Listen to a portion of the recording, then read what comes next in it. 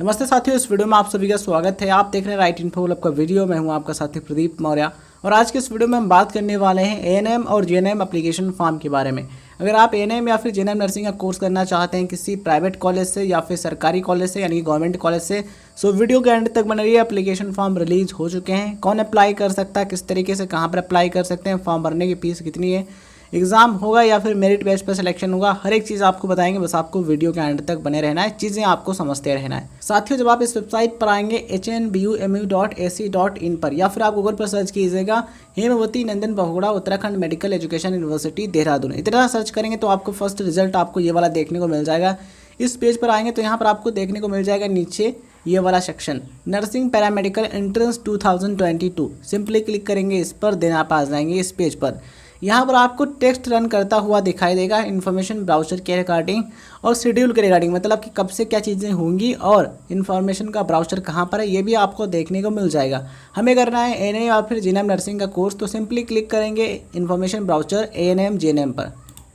तो कुछ इस तरीके से जो ब्राउज़र है ओपन हो जाएगा, जैसा कि आप यहाँ पर देख पा रहे होंगे। यहाँ पर हर एक चीज़ बताई गई है कि इसमें कौन एडमिशन ले सकता है, किस तरीके से और क्या क्या चीज़ें होंगी। तो आप यहाँ पर देख लीजिए उत्तराखंड प्री एएनएम और जेएनएम नर्सिंग प्रवेश परीक्षा 2022 शैक्षणिक सत्र 2022-23 में एएनएम और जेएनएम नर्सिंग पाठ्यक्रमों में प्रवेश के रिगार्डिंग यानी कि एडमिशन के रिगार्डिंग ये इन्फॉर्मेशन ब्राउज़र है।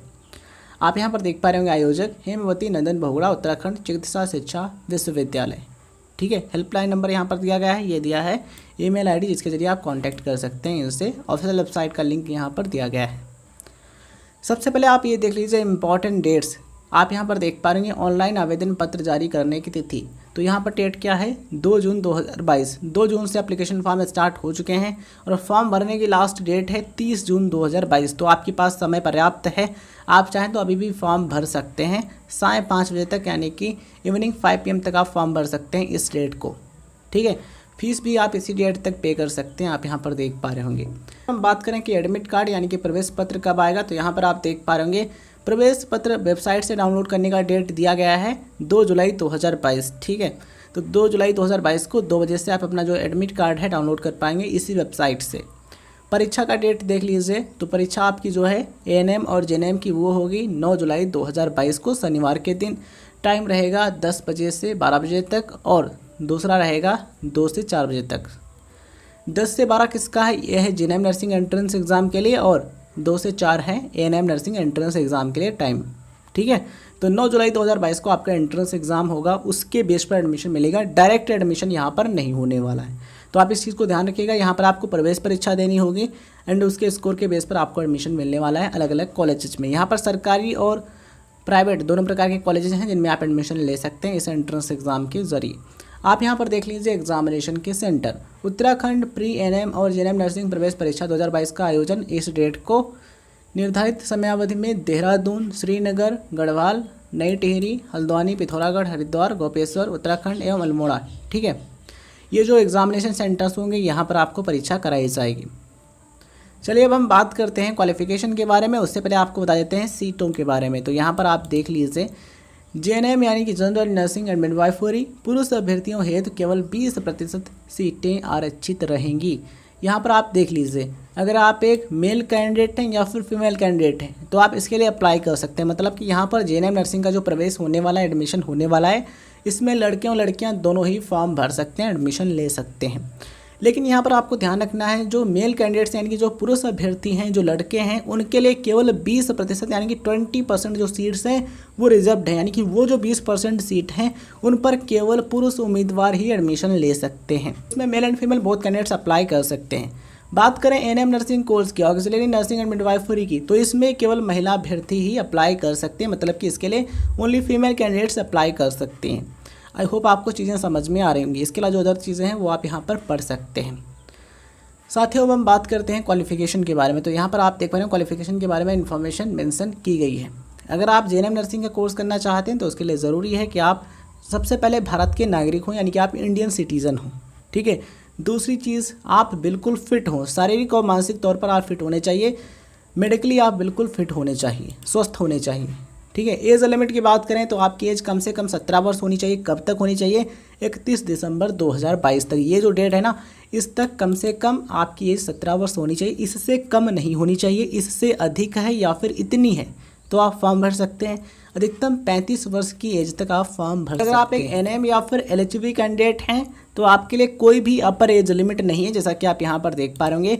एनएम या एलएचबी है तो कोई अधिकतम आयु सीमा नहीं होगी। ठीक है। समय समय पर आईएनसी यानी कि इंडियन नर्सिंग काउंसिल के मान्यता अनुसार एवं उत्तराखंड शासन के द्वारा निर्धारित नीति के अनुसार मान्य होंगी। तो ये चीज़ें आप ध्यान रखिएगा। बात करते हैं एजुकेशनल क्वालिफिकेशन के बारे में। उससे पहले साथियों यहाँ पर बहुत इंपॉर्टेंट चीज़ है कि कौन अप्लाई कर सकता है। क्या अदर स्टेट्स के कैंडिडेट्स अप्लाई कर सकते हैं या फिर नहीं कर सकते हैं, ये जानना आपके लिए बहुत ज़रूरी है। देखिए, उपरोक्त के अतिरिक्त प्रवेश परीक्षा में बैठने के लिए निम्न अर्हताएँ होंगी। उत्तराखंड राज्य के ऐसे स्थायी या मूल निवासी अभ्यर्थी जिनके द्वारा हाई स्कूल एवं 10+2 अथवा समकक्ष दोनों परीक्षाएं उत्तराखंड राज्य में स्थित किसी मान्यता प्राप्त शिक्षण संस्थान से उत्तीर्ण की हों। मतलब कि वे सभी कैंडिडेट्स जो कि उत्तराखंड राज्य के मूल निवासी हैं या फिर स्थायी हैं, यानी कि यहाँ के परमानेंट रेजिडेंट हैं, डोमिसाइल कैंडिडेट्स हैं और इन्होंने 10+2 यानी कि 12वीं इंटरमीडिएट या फिर उसके समकक्ष परीक्षा और हाई स्कूल की परीक्षा उन्होंने उत्तराखंड के किसी मान्यता प्राप्त शिक्षण संस्थान से की है, वे अप्लाई कर सकते हैं। या फिर समझिए ये क्या है, ऐसे अभ्यर्थी जो उत्तराखंड राज्य के स्थायी या मूल निवासी नहीं हैं तथा जिनके द्वारा हाई स्कूल एवं 10+2 अथवा समकक्ष दोनों परीक्षाएं उत्तराखंड राज्य में स्थित किसी मान्यता प्राप्त शिक्षण संस्थान से उत्तीर्ण की हों, परीक्षा में बैठने हेतु अर्ह होंगे, परंतु वे किसी आरक्षित सीट का दावा नहीं करेंगे। मतलब कि वे सभी कैंडिडेट्स जो कि उत्तराखंड के स्थायी या मूल निवासी नहीं है, मतलब कि यहाँ के परमानेंट रेजिडेंट या फिर डोमिसाइल कैंडिडेट्स नहीं है, कहाँ के? उत्तराखंड के, लेकिन उन्होंने हाई स्कूल और इंटरमीडिएट की जो परीक्षा है 10th और 12th उन्होंने उत्तराखंड के किसी मान्यता प्राप्त शिक्षण संस्थान से किया है, स्कूल से किया हुआ है, वो भी अप्लाई कर सकते हैं, इस परीक्षा में बैठ सकते हैं, लेकिन वे रिजर्वेशन का लाभ नहीं ले सकते हैं। यहाँ पर ये कहा जा रहा है। ठीक है। तीसरी कंडीशन यहाँ पर क्या है, अगर आप ये दो कंडीशन इनमें से कोई कंडीशन फॉलो नहीं करते हैं तो आप ये फॉलो कर सकते हैं, तभी अप्लाई कर सकते हैं। उत्तराखंड राज्य के ऐसे स्थायी या मूल निवासी अभ्यर्थी जिनके द्वारा हाई स्कूल एवं 10+2 अथवा समकक्ष परीक्षाओं में से कोई एक अथवा दोनों परीक्षा उत्तराखंड राज्य के बाहर स्थित किसी मान्यता प्राप्त शिक्षण संस्थान से उत्तीर्ण की हो। इसका मतलब ये है कि वे सभी कैंडिडेट्स जो कि उत्तराखंड के मूल निवासी यानी कि यहाँ के परमानेंट रेजिडेंट हैं, डोमिसाइल कैंडिडेट हैं, लेकिन उन्होंने 10+2 यानी कि 12th इंटरमीडिएट या फिर उन्होंने हाई स्कूल या फिर दोनों परीक्षाएँ उत्तराखंड राज्य से बाहर स्थित किसी मान्यता प्राप्त शिक्षण संस्थान से की हैं, वे भी अप्लाई कर सकते हैं। मतलब कि अगर आप रहने वाले उत्तराखंड के हैं, यहाँ के मूल निवासी हैं, लेकिन आपने 10वीं या 12वीं या फिर दोनों परीक्षाएं किसी अन्य राज्य से की है, किसी अन्य संस्थान से की है, तब भी आप इसका फॉर्म भर सकते हैं। अगर आप इन तीनों में से कोई भी कंडीशन फॉलो करते हैं देन आप इसके लिए अप्लाई कर पाएंगे। अगर आप फॉलो नहीं करते हैं देन आप इसमें अप्लाई नहीं कर पाएंगे। इसके अलावा यहाँ पर कहा गया है कि जो अपीयरिंग स्टूडेंट्स हैं, जो एग्जामिनेशन दे चुके हैं, रिजल्ट नहीं आया है 12th का, वो भी अप्लाई कर सकते हैं। ठीक है, ये आप पढ़ सकते हैं डिटेल में। बात करते हैं एजुकेशनल क्वालिफिकेशन की, तो कम से कम क्या शैक्षणिक अर्हता है वो आपको ध्यान रखना जरूरी है। यहाँ पर आप देख पा रहे हैं 10+2 की परीक्षा कला विषय, गणित, भौतिकी, रसायन शास्त्र, जीव विज्ञान, बायोटेक्नोलॉजी, अर्थशास्त्र, राजनीति शास्त्र, इसके अलावा इतिहास, भूगोल, व्यावसायिक अध्ययन। यहाँ पर कहने का मतलब ये है कि आपने किसी भी मान्यता प्राप्त शिक्षण संस्थान से किसी भी सब्जेक्ट से 12वीं की हुई है या फिर आप कर रहे हैं, मतलब कि अपीयरिंग स्टूडेंट हैं, तब भी आप इसका फॉर्म भर सकते हैं। किसका? एनएम नर्सिंग का। ठीक है। इंग्लिश 12th में होना ज़रूरी नहीं है, ऐसा यहाँ पर कहा गया है। अगर ज़रूरी होता तो यहाँ पर मेंशन किया गया होता कि इसके लिए इंग्लिश 12th में होना ज़रूरी है, बट यहाँ पर नहीं है कि इसके लिए एनएम के लिए। तो आपने किसी भी सब्जेक्ट से 12th किया तो आप इसका फॉर्म भर सकते हैं एनएम नर्सिंग का। बात करते हैं इसके बारे में जेएनएम नर्सिंग की, तो साथियों इसके लिए ज़रूरी है कि आपने किसी भी मान्यता प्राप्त शिक्षण संस्थान से 12वीं यानी कि 12th या फिर इंटरमीडिएट की परीक्षा पास की हो। और यहाँ पर आप ध्यान रखिएगा इंग्लिश विषय यानी कि इंग्लिश सब्जेक्ट आपके पास होना चाहिए, अंग्रेजी विषय होना ज़रूरी है, चाहे आपके पास वो मेन सब्जेक्ट के तौर पर हो या फिर ऑप्शनल सब्जेक्ट हो, लेकिन 12th में होना ज़रूरी है। किसी भी मान्यता प्राप्त बोर्ड से आपने किया है 12th, आप अप्लाई कर पाएंगे, बट 12th में इंग्लिश सब्जेक्ट ज़रूरी है। स्ट्रीम चाहे कोई भी आपके पास हो, अगर आपने आर्ट्स, कॉमर्स, साइंस किसी भी स्ट्रीम से 12th किया हुआ है, 12th में आपके पास इंग्लिश सब्जेक्ट यानी अंग्रेजी विषय था मेन सब्जेक्ट के तौर पर या फिर ऑप्शनल के तौर पर, आप अप्लाई कर पाएंगे। ठीक है। तो यहाँ पर यही बताया गया, आप चाहें तो इसको डिटेल में पढ़ सकते हैं। इसके अलावा अगर आपने एएनएम नर्सिंग का कोर्स किया हुआ है तब भी आप इसके लिए अप्लाई कर सकते हैं, एडमिशन ले सकते हैं। इसके अलावा साथियों वैसे भी स्टूडेंट्स भी इसके लिए अप्लाई कर सकते हैं जिन्होंने किसी ओपन स्कूल से 12वीं की हुई है। और अगर आपने एएनएम नर्सिंग का कोर्स किया हुआ है तो उसके लिए ज़रूरी है कि आप स्टेट नर्सिंग काउंसिल में एएनएम के रूप में रजिस्टर्ड हों, यानी कि पंजीकृत हों। तो अगर हम बात करें एप्लीकेशन फॉर्म की फ़ीस के बारे में तो यहाँ पर आप देख पा रहे हैं मेंशन किया गया है। फीस है 1500 रुपये। किसके लिए? अगर आप एक जनरल या फिर ओबीसी कैटेगरी कैंडिडेट हैं तो। अगर आप एक एससी या फिर एसटी या फिर ईडब्ल्यूएस कैटेगरी कैंडिडेट हैं तो आपके लिए फ़ीस है 1000 रुपये। यहाँ पर आप ध्यान रखिएगा, ये जो फीस है ना ये एक कोर्स के लिए। अगर आप केवल एएनएम के लिए अप्लाई करते हैं तो आपको 1500 रुपये पे करना होगा। अगर आप एक जनरल या फिर ओबीसी कैटेगरी के कैंडिडेट हैं, ठीक है। अगर आप एक एससी एसटी या फिर ईडब्ल्यूएस कैटेगरी कैंडिडेट हैं तो आपको एक कोर्स के लिए 1000 रुपये की जो फीस है वो पे करना होगा।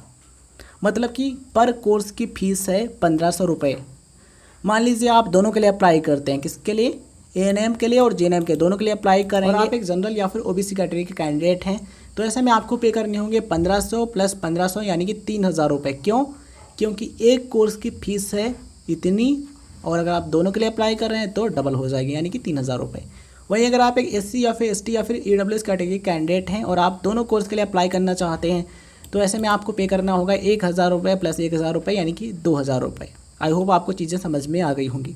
अब हम बात करते हैं एग्ज़ाम पैटर्न के बारे में। तो साथियों यहाँ पर आप देख पा रहे हैं एग्ज़ाम पैटर्न मेंशन किया गया है। यहाँ पर जो आपका एंट्रेंस एग्ज़ाम होने वाला है यहाँ पर आपको देखने को मिलेंगे ऑब्जेक्टिव टाइप क्वेश्चंस, यानी कि बहुविकल्पी प्रकार के प्रश्न, मल्टीपल चॉइस टाइप क्वेश्चंस होंगे। ऑफलाइन आपका एग्ज़ाम होगा OMR सीट पर। यहाँ पर आप देख पा रहे होंगे जेएनएम एंट्रेंस एग्ज़ाम का जो पैटर्न है वो, और यहाँ पर देख पा रहे होंगे एएनएम का एग्ज़ाम पैटर्न। 9 जुलाई 2022 को शनिवार के दिन आपका एंट्रेंस एग्ज़ाम होगा। टाइम रहेगा 10 से 12 बजे तक, ठीक है। क्वेश्चन पेपर में आपको देखने को मिलेंगे इन सभी विषयों से प्रश्न। सामान्य भाषा से यानी कि जनरल लैंग्वेज हिंदी से क्वेश्चंस होंगे 20, प्रारंभिक गणित से 20 क्वेश्चंस होंगे और सामान्य विज्ञान यानी कि जनरल साइंस से क्वेश्चंस होंगे 20, ठीक है। इसके अलावा यहाँ पर आप देख पाएंगे सामान्य अध्ययन या फिर सामान्य ज्ञान यानी कि जनरल स्टडीज़ या फिर जीके से क्वेश्चंस होंगे 40, या फिर दोनों से क्वेश्चंस आपको देखने को मिल सकते हैं, ठीक है। तो इस तरीके का एग्ज़ाम पैटर्न रहने वाला है इसमें। वहीं बात करें एएनएम की तो इसमें आपको सामान्य भाषा हिंदी, सामान्य भाषा अंग्रेजी, प्रारंभिक गणित, सामान्य विज्ञान, सामान्य अध्ययन, सामान्य ज्ञान, इन सभी से इतने प्रश्न देखने को मिलेंगे। टाइम रहेगा 2:30 बजे से 4:30 बजे तक, ठीक है, यानी 2:30 से 4:30 तक। डेट वही है 9/7/2022 शनिवार। जैसा कि आप यहाँ पर देख पा रहे होंगे इस प्रकार प्रत्येक प्रश्न पत्र में कुल 100 प्रश्न होंगे, यानी कि 100 क्वेश्चंस आपको देखने को मिलेंगे एग्जाम में। एंड यहाँ पर आप देख पा रहे होंगे यह प्रश्न पत्र 2 घंटे का होगा, मतलब कि पेपर हल करने के लिए आपको 2 घंटे का समय मिलेगा। प्रत्येक प्रश्न 1 अंक का होगा, यानी कि 1 क्वेश्चन इक्वल टू 1 मार्क। अगर आप एक प्रश्न सही करेंगे तो आपको 1 नंबर मिलेगा। टोटल पूर्णांक कितने का होगा? टोटल पूर्णांक होगा आपका 100 मार्क्स का, यानी कि 100 नंबर का। ऑब्जेक्टिव टाइप क्वेश्चंस होंगे, ABCD करके ऑप्शंस आपको मिलेंगे। सही प्रश्न आप अटैम्प्ट करेंगे तो आपको मिलेगा 1 नंबर। अगर आप गलत उत्तर देते हैं तो उसका आपको नंबर नहीं मिलेगा, लेकिन नेगेटिव मार्किंग भी यहाँ पर नहीं है, जैसा कि आप यहाँ पर देख पा रहे हो मेंशन किया गया है। प्रश्न पत्र हिंदी और अंग्रेजी दोनों भाषाओं में होगा। उत्तर पुस्तिका का मूल्यांकन करते समय कोई ऋणात्मक अंक की पद्धति लागू नहीं होगी, मतलब कि यहाँ पर नेगेटिव मार्किंग नहीं है, तो यहाँ पर आप तुक्का भी लगा सकते हैं। तो इस तरीके की चीज़ें हैं, इस तरीके का एंट्रेंस एग्जामिनेशन होने वाला है। एग्जामिनेशन के जो सेंटर्स हैं वो यहाँ पर आप देख पा रहे हो, ये सभी एग्ज़ाम सेंटर्स हैं जहाँ पर आप पेपर दे सकते हैं, ठीक है। एग्जामिनेशन सेंटर का जो ऑप्शन है ये भी आपको सेलेक्ट करने को मिलेगा जब आप फॉर्म भरेंगे तब। उम्मीद करते हैं साथियों ये बेहतरीन जानकारी आपको बहुत अच्छे तरीके से समझ में आ गई होगी।